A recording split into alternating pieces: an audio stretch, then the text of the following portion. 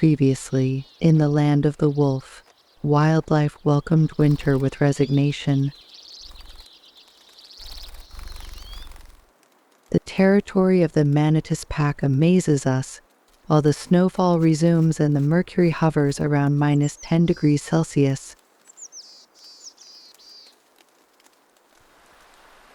Faced with so many fulfilled dreams, the feeling that our quest is coming to an end turns into certainty.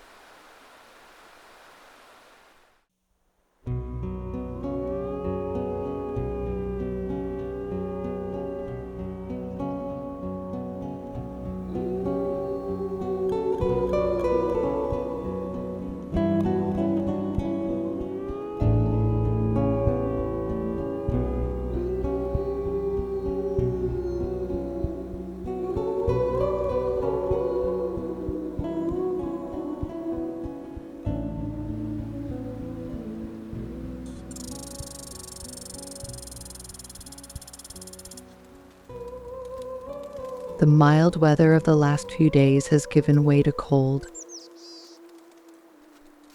We manage to film members of the pack who don't often show themselves, like Hiawatha, the father of the family, and Shy Mindy, 19 months old and barely bigger than the younger ones.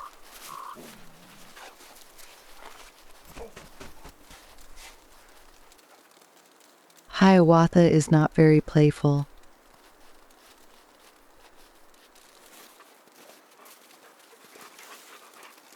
Mindy sometimes becomes a little reluctant when the wolf pups invite her to play. The desire to play eventually wins out, especially since her injured leg is healed.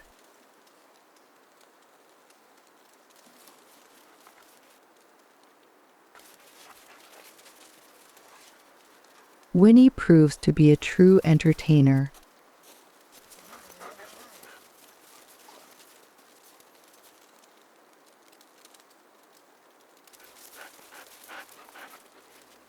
Grisette and the others are not always in the mood, but she persists. I understand how wolves develop patience.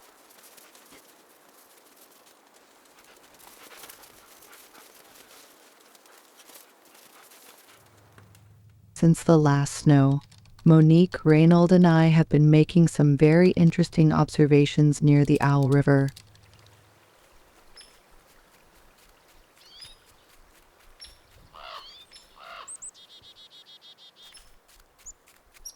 Two red foxes go hunting.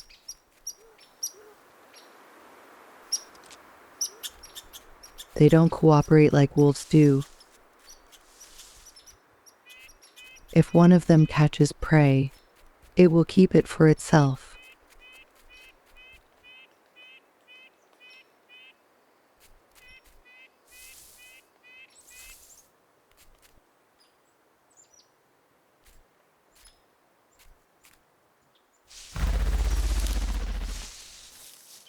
The ruffed grouse flew away in time.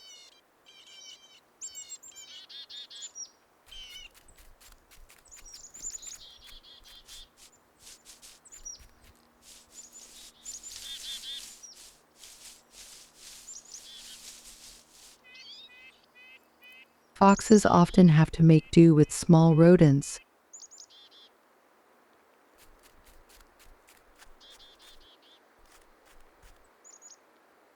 This cute northern saw-whet owl is an excellent hunter, as proven by the mouse it is holding in its talons. The foxes don't know it, but they are very close to Leo, the Canada lynx whose territory covers this section of the river.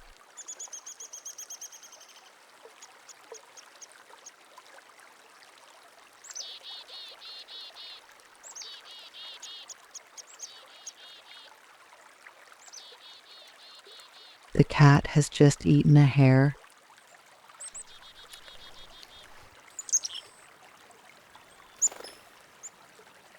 Admiring a lynx in its natural environment is as extraordinary as observing a wolf.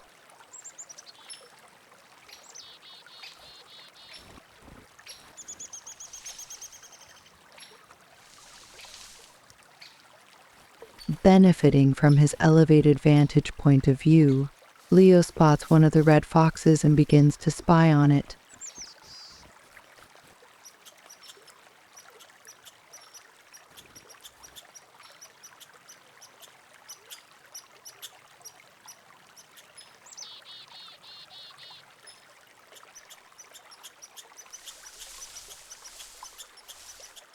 The situation is getting worse. Seeing the fox approaching, Leo moves stealthily to surprise it.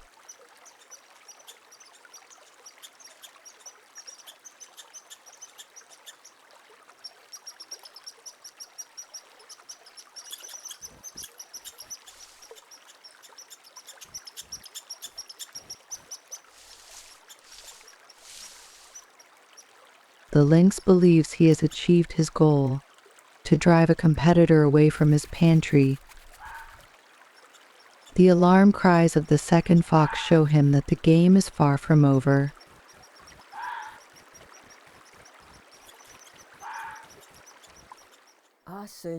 Ah, Leo, for me who loves all cats, his calmness gave me a glimpse of the possibility of studying the Canada lynx the way we did with wolves. Maybe if we put in the time, a door would open to its secret world. If he could have read my thoughts, Leo would probably have told me that you should never chase two hares at once. To see our quest for wolves through to the end was the most sensible option.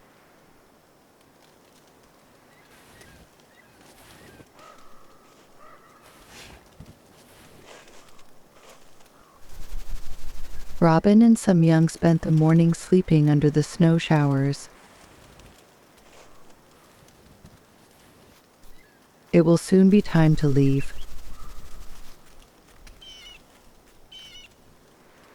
Shadow is still fearful when we are present, unlike Gisèle, who impatiently awaits the signal to leave.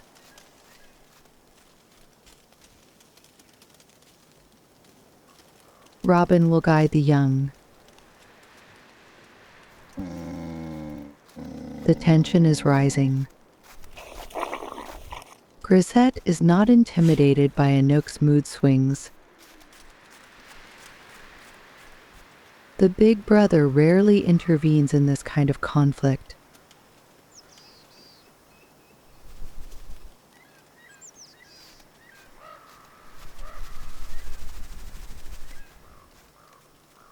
Finally, the wolves head towards the Owl River.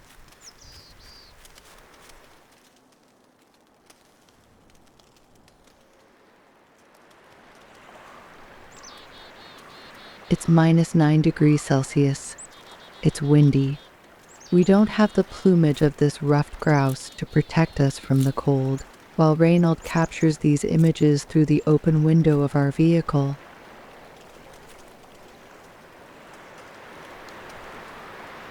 Rain or shine, wildlife needs to feed.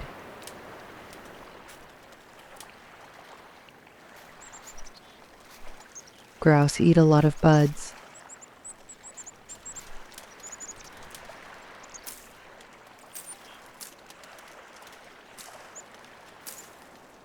For other species, finding their daily food requires more effort.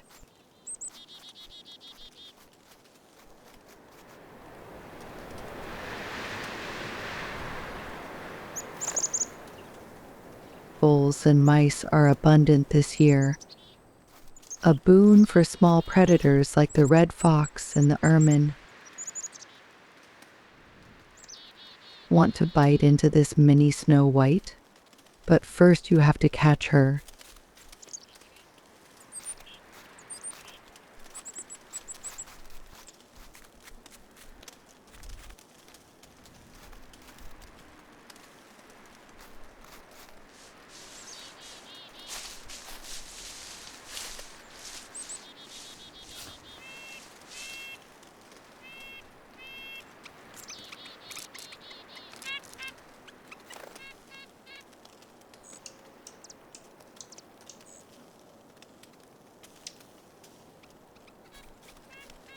In fact, The motivation that drives the fox to return to the lynx's territory has nothing to do with the mice and the ermine.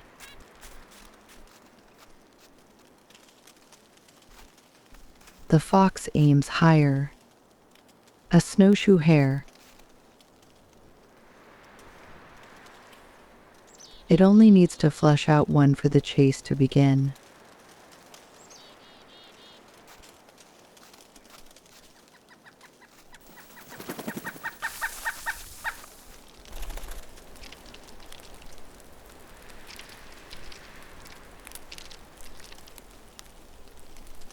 The fox is nervous. It smells a hare nearby.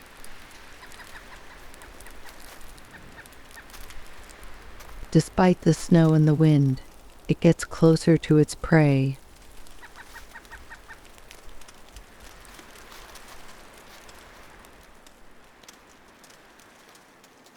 Aware of the danger, the hare is ready to run away.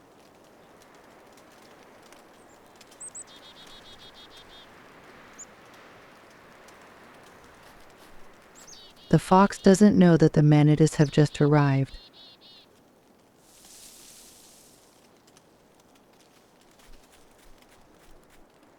It finally sees the wolves.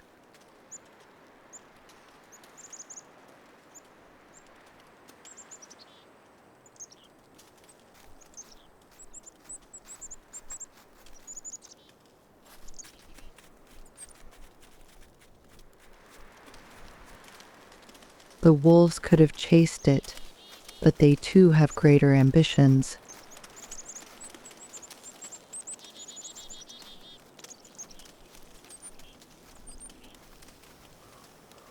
A much more imposing character captures their attention.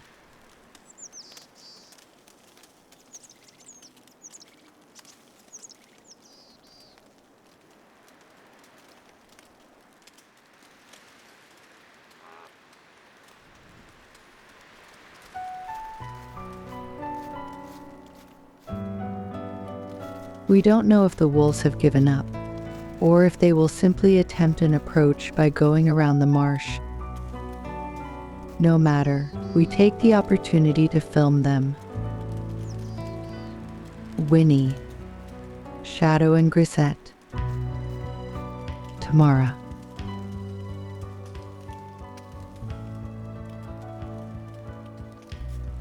They all move away, taking their secrets with them to where we will try to follow them.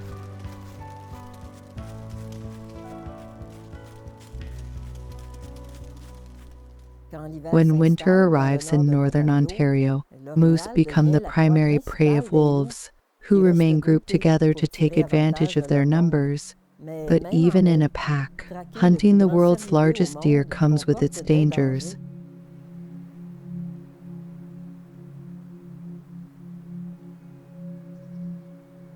I sometimes paint the dynamics between large predators and their prey, as in this painting titled Moose at Bay.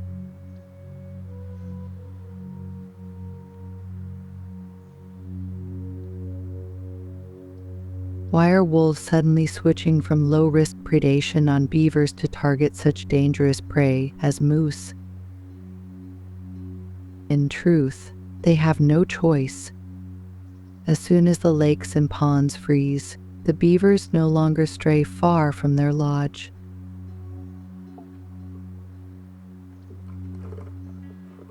They stay under the ice to take the branches accumulated close to their lodge.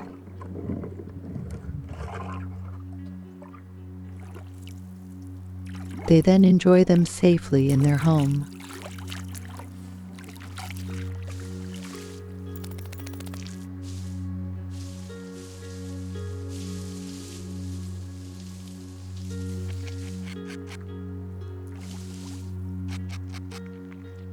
A beaver lodge surrounded by ice turns out to be an impregnable fortress for wolves.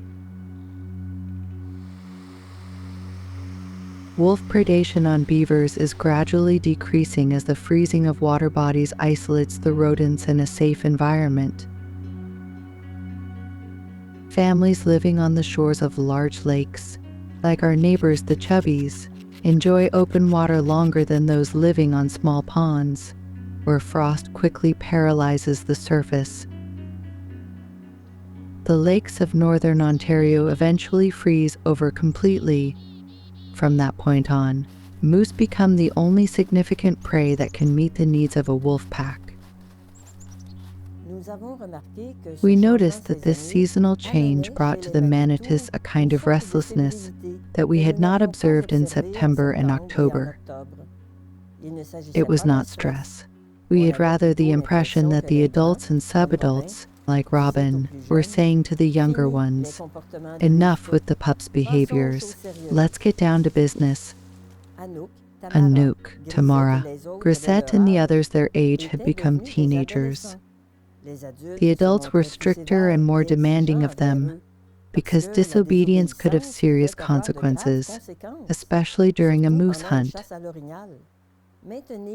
Maintaining healthy discipline was the best way to protect the less experienced members of the pack, and we could observe that.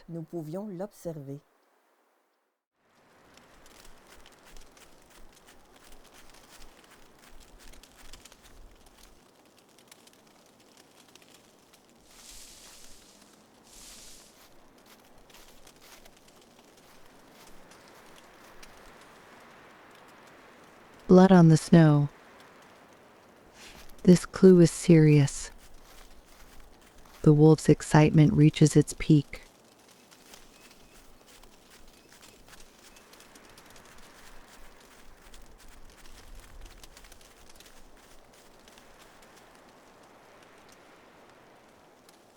Anouk wants to get ahead of Robin.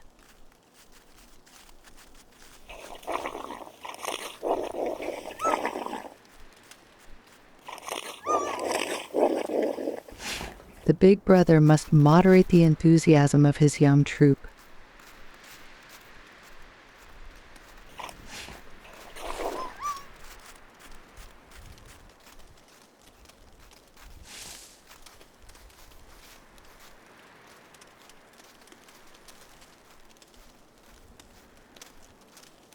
From experience, Robin knows that the smell of blood does not mean the absence of danger. Very close by,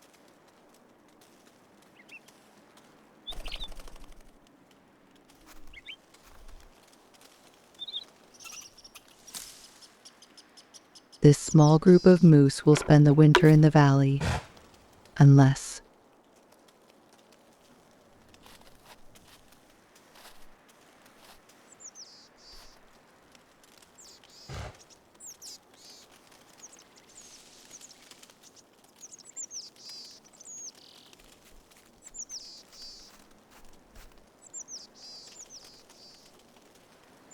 this young bull is standing back and does not seem alert.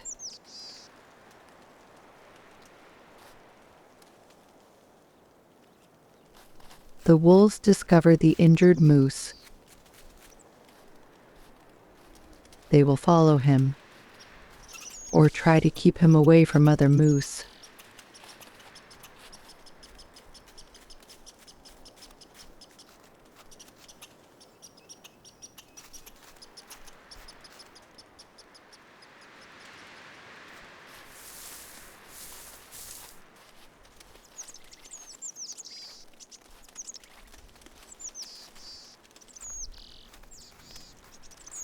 The rest of the pack will soon be called in as reinforcements.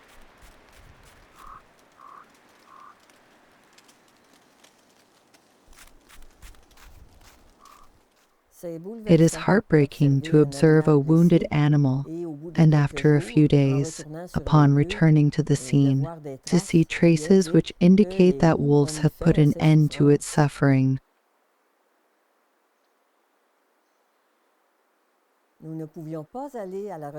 We could not go looking for the carcass knowing the Manitous were resting nearby. So we parked our vehicle where we had the best view. We rolled down the windows and set up the cameras. Then we waited at minus 15 degrees Celsius, wrapped in blankets.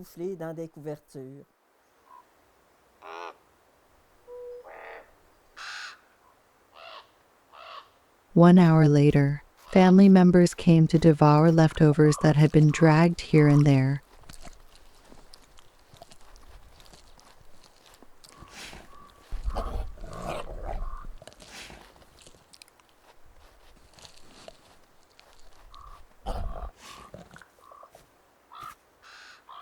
The ravens and small wildlife also helped themselves.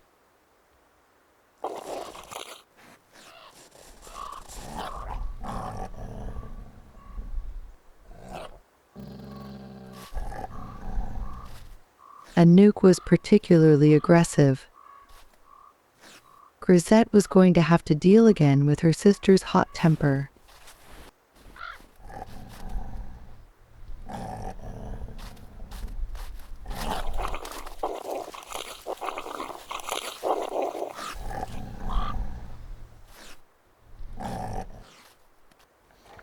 Tamara preferred to avoid these conflicts, which took place for show, since the wolves ate their fill.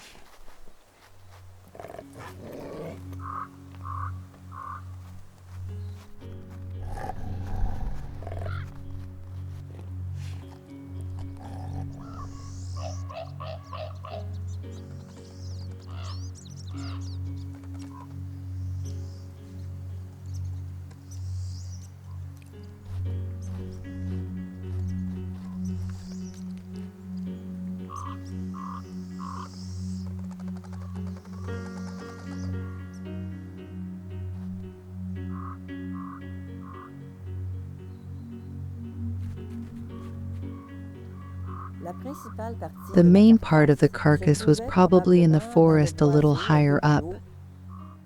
This could explain why we did not see White Paws, Hiawatha, Mindy, and Big Red.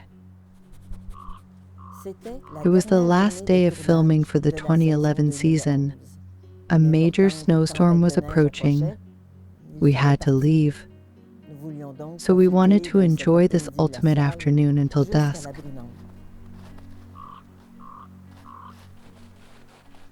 After eating, the wolves began to disperse. It looked like Anouk's belly was going to burst. She withdrew, and we did not see her again that year. As for Grisette, she never crossed our path again.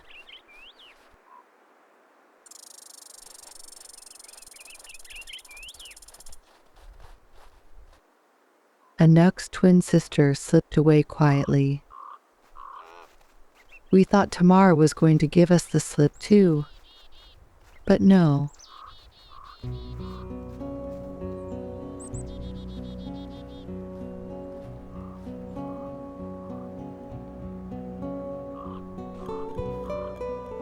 Robin also stayed.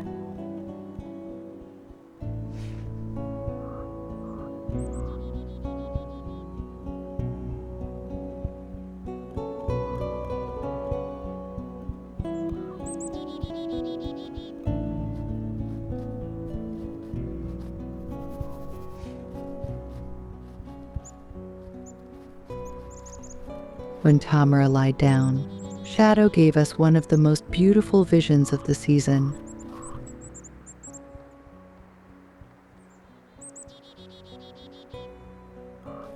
It was at that precise moment that I started to cry. Tears of joy, happiness, and gratitude.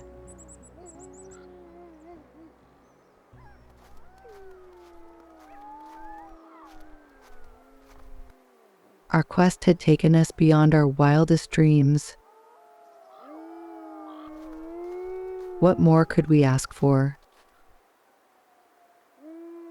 We had to learn to live without them, and far from them. One last look from Winnie. Hiawatha and White Paws called them from the top of the hill.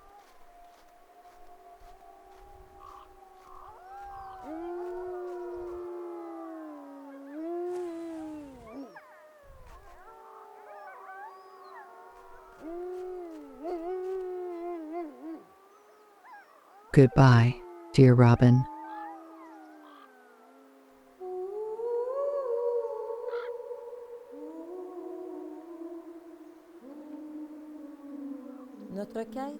Our quest had reached its peak, but that did not mean it was all over. We were a bit like mountaineers who had reached the summit of Everest, both moved and disturbed by so much beauty.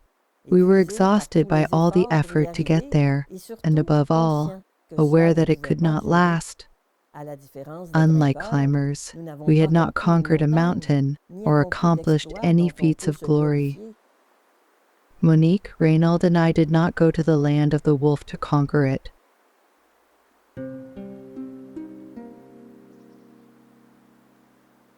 We spent a wonderful decade there in the company of 2 packs. And we owe the success of this project to the wolves themselves. Without Babaloo, Como, White Paws, and all the others, our dreams would have remained dreams. After the exhilaration of a successful ascent, the mountaineer must descend very slowly. This is what we did in 2012 and 2013. In the next episode, I will share with you the observations that allowed us to know the fate of several wolves from the Manitous pack. One last rendezvous not to be missed in the land of the wolf.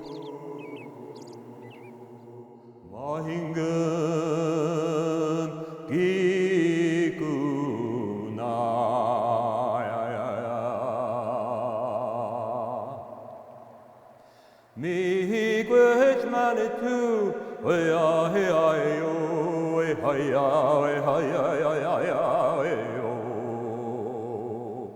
then again mahingen we